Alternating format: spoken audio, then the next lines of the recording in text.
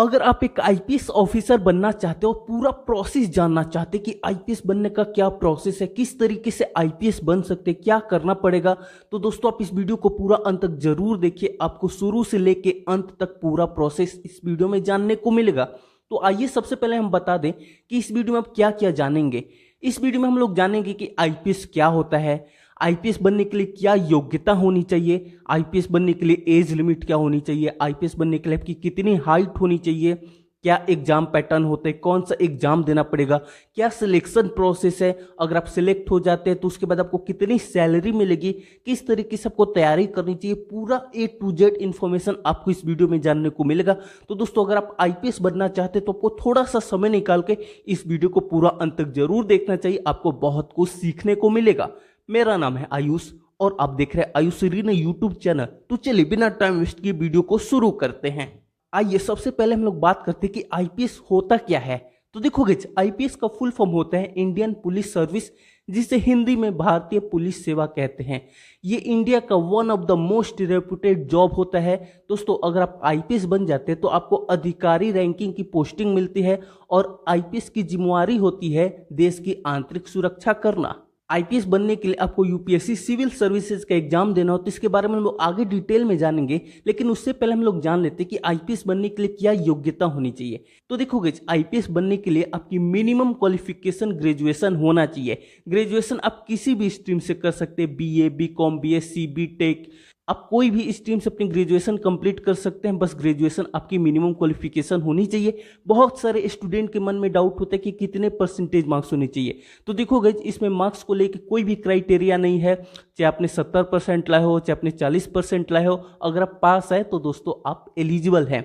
आइए अब हम लोग जान लेते हैं आईपीएस बनने के लिए क्या एज लिमिट होनी चाहिए। तो देखो गाइस, अगर आप आईपीएस बनना चाहते तो जो आपकी मिनिमम एज है 21 साल होनी चाहिए, यानी कि 21st ईयर, और जो आपकी मैक्सिमम एज है 32 वर्ष होनी चाहिए। और इसमें जो रिजर्व कैटेगरी होते हैं उनको छूट दी जाती है। जैसे कि अगर आप ओबीसी से आते हैं तो आपको 3 वर्ष की छूट मिलेगी, तो आपका मैक्सिमम एज लिमिट 32 से बढ़ के 35 हो जाएगा।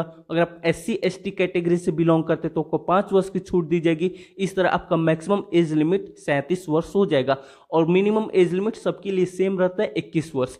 एज लिमिट जानने के बाद अब हम लोग बात करते हैं हाइट के बारे में कि कितनी हाइट होनी चाहिए एक आईपीएस ऑफिसर बनने के लिए। तो देखोगे मेल कैंडिडेट के लिए मिनिमम जो हाइट होनी चाहिए 165 सेंटीमीटर होनी चाहिए और फीमेल कैंडिडेट के लिए मिनिमम जो हाइट होनी चाहिए 150 यानी कि 150 सेंटीमीटर होनी चाहिए। और अगर आप रिजर्व कैटेगरी से आते हैं तो इसमें आपको 5 सेंटीमीटर की छूट मिलेगी। अब हम लोग बात करते हैं आईपीएस बनने के लिए क्या एग्जाम पैटर्न होता है। तो देखोगे आईपीएस आपको बनना है तो जैसे कि मैंने बताया कि आपको यूपीएससी सिविल सर्विसेज एग्जाम देना पड़ेगा, जिसे यूपीएससी CSC भी कहते हैं।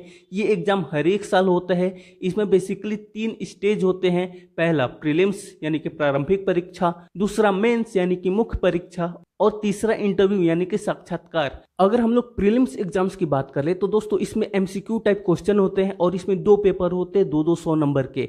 इसमें आपको जनरल स्टडीज एंड CSAT का 2 पेपर होता है और इसको आपको 2 घंटे में पूरे करने होते हैं और इसमें निगेटिव मार्किंग भी होती है। और एक और चीज़ आपको ध्यान रखना है कि ये जो प्रारंभिक परीक्षा होता है, जो प्रीलिम्स होता है, इससे आपकी मेरिट डिसाइड नहीं होती, ये सिर्फ क्वालिफाइंग होता है। अगर आप इसको क्वालिफाई करते हैं तभी आप आगे मेंस एग्जाम के लिए प्रिपेयर हो पाएंगे।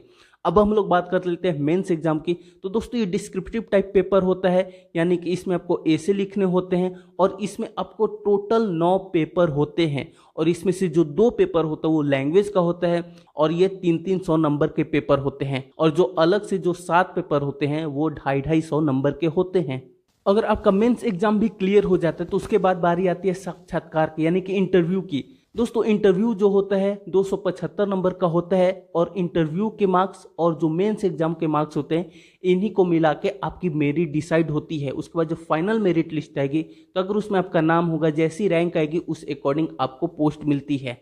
अगर फाइनल मेरिट लिस्ट में आपका नाम आ जाता है तो दोस्तों आपका सिलेक्शन हो जाता है। उसके बाद आपकी 6 माह की ट्रेनिंग होती है, जिसके लिए आपको लबासना ट्रेनिंग अकेडमी भेजा जाता है। एक चीज आपको और ध्यान रखनी है कि अगर आप जनरल कैटेगरी से बिलोंग करते हैं तो आप यूपीएससी का एग्जाम 6 बार दे सकते हैं। वहीं पे अगर आप ओबीसी से बिलोंग करते हैं तो दोस्तों आप यूपीएससी का एग्जाम 9 बार दे सकते हैं।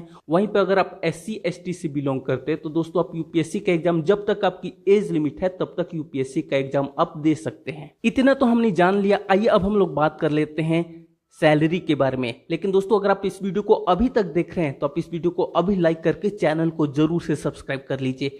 देखो गाइस, अगर आपका पूरा सिलेक्शन वगैरह हो जाता है, आपकी ट्रेनिंग वगैरह हो जाती है, तो उसके बाद जो आपकी सैलरी होगी दोस्तों, इसमें जो मिनिमम सैलरी होती है 56,100 रुपये होते हैं। ये बेसिक मैं बता रहा हूँ। इसके अलावा आपको डीए मिलता है, डियरनेस अलावेंस, एचआरए मिलता है। इसके अलावा आपको बहुत सारी सुविधाएं मिलती हैं, जैसे कि आपको कुक मिलेगा, ड्राइवर मिलेगा, आपको गार्डनर मिलेगा, आपको फ्री बिजली मिलती है, आपको फ्री फोन मिलता है, आपको गाड़ी दी जाती है कहीं आने जाने के लिए। इसके अलावा और भी बहुत तमाम तरह की सुविधाएं मिलती हैं। तो अगर आपको आईपीएस ऑफिसर बनना है तो आपको बहुत अच्छी तरीके से मेहनत करनी पड़ेगी, पढ़ाई करनी पड़ेगी, तभी दोस्तों आपका आईपीएस बनने का सपना पूरा हो सकता है।